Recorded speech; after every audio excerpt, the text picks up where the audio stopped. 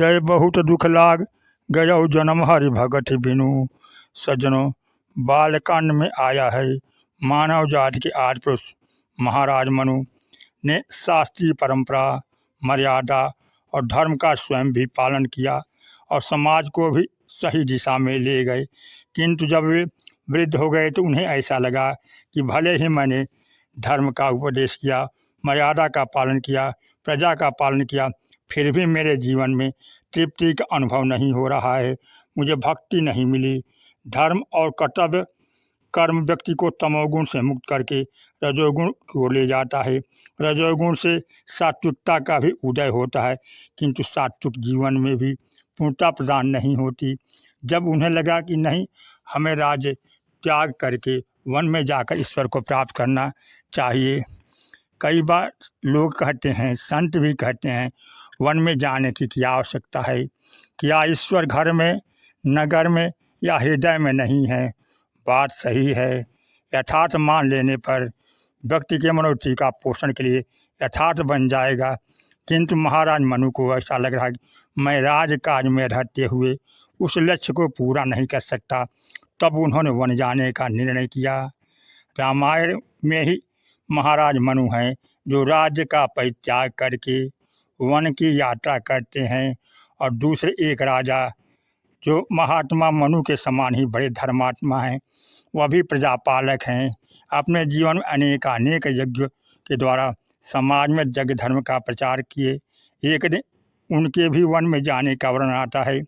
एक वन है जिसमें जाकर महाराज मनु ने भगवान श्री राम का दर्शन किया और श्री राम ने उन्हें पुत्र रूप में आने का वरदान दिया। दूसरा वन है जिसमें प्रतापभानु गए, वहाँ कपट मुनि से उनकी भेंट हो गई। एक वन में जाकर महाराज मनु दशरथ बने तो दूसरे वन में जाकर राजा प्रतापभानु दशमुख बन गया। रावणत्व आ गया, क्योंकि एक वन में व्यक्ति दशरथ बन जाता है तो दूसरे में दशमुख बन जाता है। क्या अंतर है दोनों में? हमारे अंतःकरण में यह प्रश्न जरूर आता है कि दोनों ही धर्मात्मा हैं, पर कौन सा वन है जहाँ जाकर ईश्वर की प्राप्ति होती है, दशरथ बनने का वरदान मिलता है? और वह वन कौन सा है जहाँ जाकर इतना बड़ा धर्मात्मा प्रतापभानु, जिसका प्रताप सूर्य के समान चारों ओर था, वह निशाचर बन गया। बड़े महत्व की कथा है। वो स्वामी जंग संकेत करते हुए कहते हैं कि प्रतापभानु सबसे पहले वह किस देश का राजा का पुत्र है, इसका वर्णन करते हुए आया है कि विश्व विदित एक कैकेयी देशु सत्य किए तुतः बसई नरेशु। एक राज्य है जो कैकेयी देश के नाम से जाना जाता है, और महाराज मनु के राज्य का केंद्र अवध है। कैकेयी देश कहाँ है और अवध कहाँ है? कैकेयी वर्तमान में काबुल कंधार है।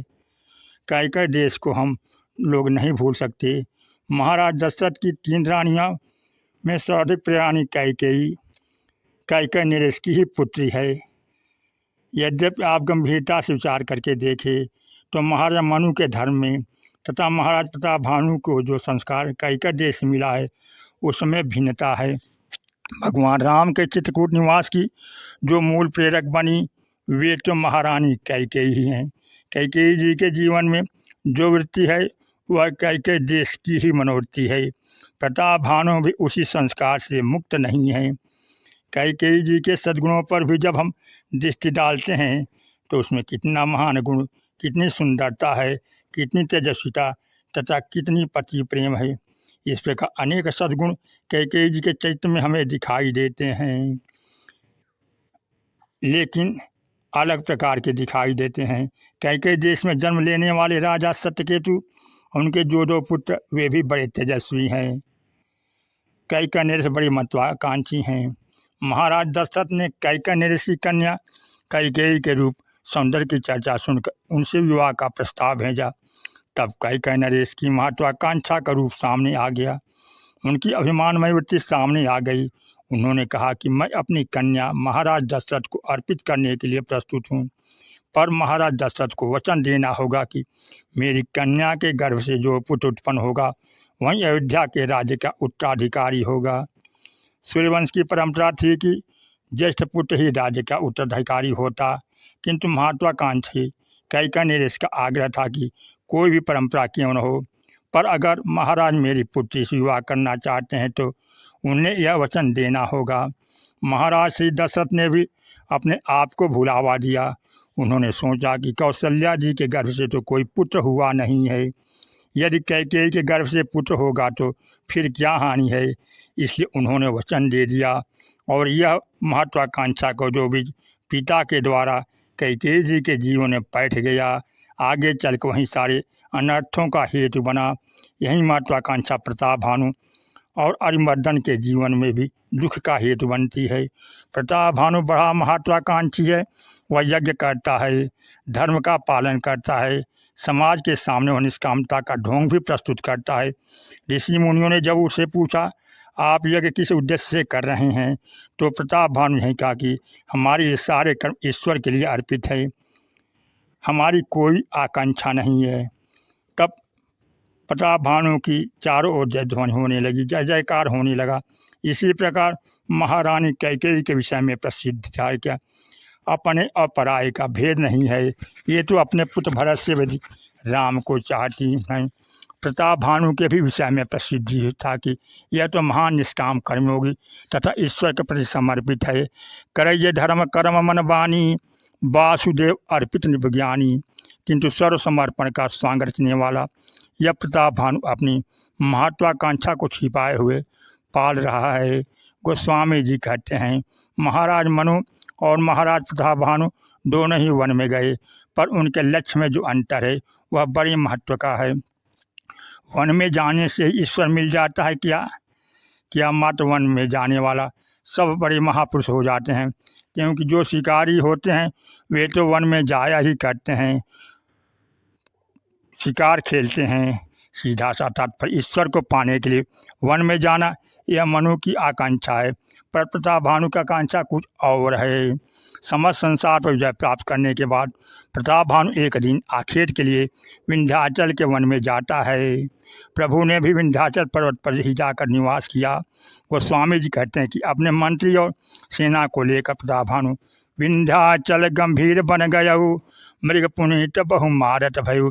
वन में सत्संग करने नहीं शिकार खेलने के लिए गया था। उसने विचार किया कि राजाओं को तो मैं परास्त कर चुका, अब लोगों को दिखाऊं कि मुझसे बड़ा शिकार करने वाला, लक्ष्य भेद करने वाला कोई दूसरा नहीं है। ऐसा सोचता हुआ वन की ओर गया। महाराज मानु ने वन में पहुंचकर गोमती में स्नान किया। गोमती का नाम धेनुमती, और धेनु की व्याख्या करते गोस्वामी जी कहते हैं सात्विक सदा धेनु सुहाई, सात्विक सदा ही धेनु है।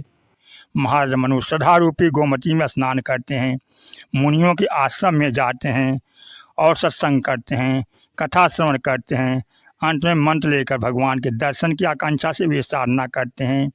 प्रताप भानु विंध्याचल के वन में जाता है।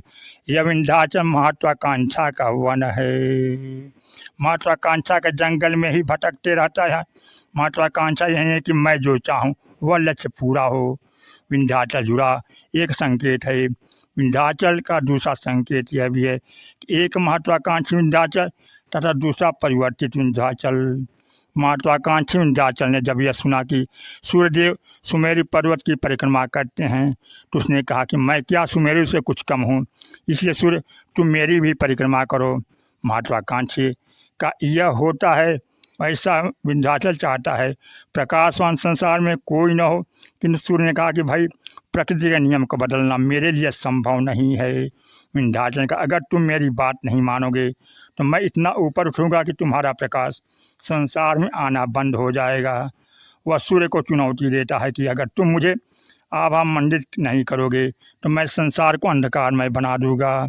इस प्रकार विंध्याचल महत्वाकांक्षा का रूप है। उस विंध्याचल में प्रताप भानु शिकार के लिए जाता है। जब वह शिकार खेलकर लौट रहा था तो उसे एक सूकर दिखाई पड़ा।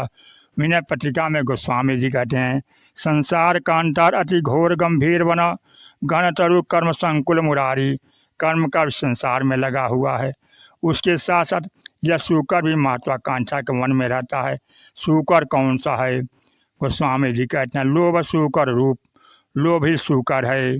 प्रतापभानु महत्वाकांक्षा के वन में लोभ के सूकर के पीछे भागा, और जैसा लक्ष्य लेकर चला वैसे मुनि जी मिल गए कपटी मुनि।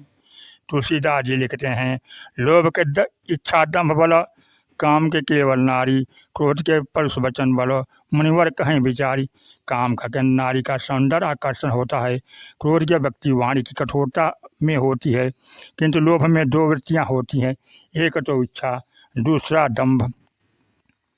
इच्छा भरी हुई है ऊपर से दिखाने के लिए कि मैं सात्विक हूँ, लेकिन अंदर से दंभ है कि मेरे जैसा कोई न होवे। यह लोभी की इच्छा है। वन में प्रतापभानु को कपट मुनि मिल गए। कपट और दम इसलिए इन दोनों का मिलन हुआ। जिस प्रतापभानु ने यज्ञों में यह सिद्ध किया था कि मैं निष्काम हूँ, मुझ में समर्पण है, वह कपट मुनि के सामने एक सर्वथा भिन्न रूप में दिखाई दिया। कपट मुनि वह राजा है जिसका राजा प्रतापभानु ने छीन लिया है।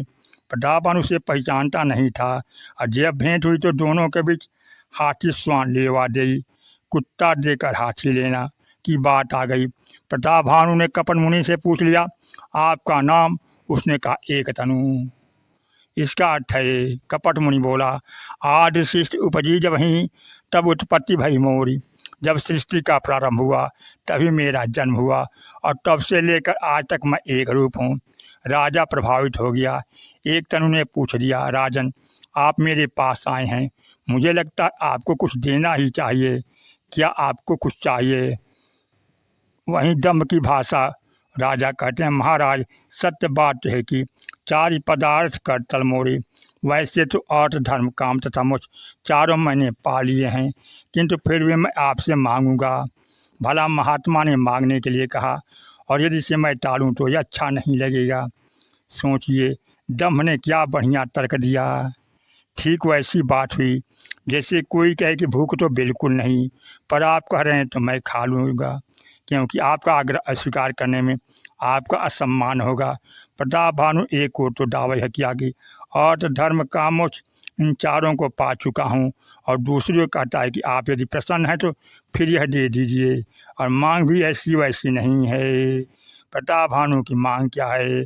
जरा मरण दुख रही तनु, समर्जित जनि को, एक छत्र रिपुहीन मही, राज कल्प सत हो। महाराज न मैं बूढ़ा हूँ न मरूँ, 100 कल्प तक मेरा राज्य हो, और युद्ध में कोई मुझे हरा न सके। यह इच्छा और दंभ का बल। हम नगर में हैं या वन में हैं, अपितु मुख्य बात कि हमारी वृत्ति क्या है। हम जो भी कार्य कर रहे हैं, चाहे सेवा का हो या धर्म का, किंतु उसके पीछे हमारा उद्देश्य क्या है।